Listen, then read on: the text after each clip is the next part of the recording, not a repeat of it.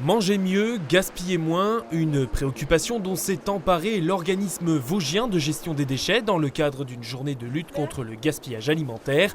L'actualité en bref, c'est d'abord ce rendez-vous fixé ce mardi par Evodia au jardin de Cocagne à Thaon-les-Vosges, à destination des bénévoles et salariés d'une douzaine de structures locales issues de l'économie sociale et solidaire. L'idée, en faire des relais pour sensibiliser les publics à ce sujet, encore souvent tabou dans les foyers.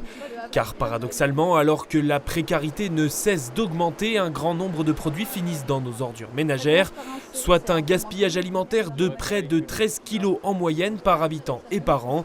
Au programme de la journée, conférences et ateliers en groupe, mais également réalisation d'un buffet zéro déchet. Elles seront lancées vendredi 29 novembre et dureront jusqu'au 1er janvier. À Épinal, les fêtes de Saint-Nicolas plongeront à nouveau le centre-ville dans un esprit fête de fin d'année.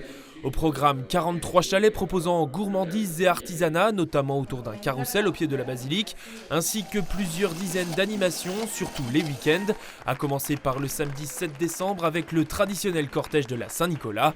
Les 13, 14 et 15 décembre seront copieux avec entre autres la soirée soupe, le banquet des Illuminés de Claire Arthur et Épisonge de l'association des commerçants.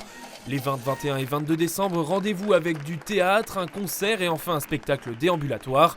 Quant à l'affiche, elle rend hommage à la tradition imagière de la ville, affiche dont une cinquantaine d'exemplaires réalisés à l'atelier de Jean-Paul Marchal reconstitué au musée de l'image seront d'ailleurs en vente. Apprendre ou réapprendre les bons gestes pour soulever des charges sans se blesser ou encore adopter une position plus ergonomique au travail.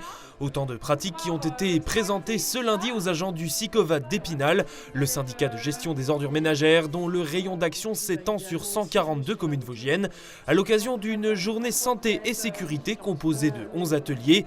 Au programme, des interventions sur les risques routiers, l'audition, l'hypnose ou encore les premiers secours pour tenter de limiter l'accidentologie pour ces 160 agents dans leur mission du quotidien.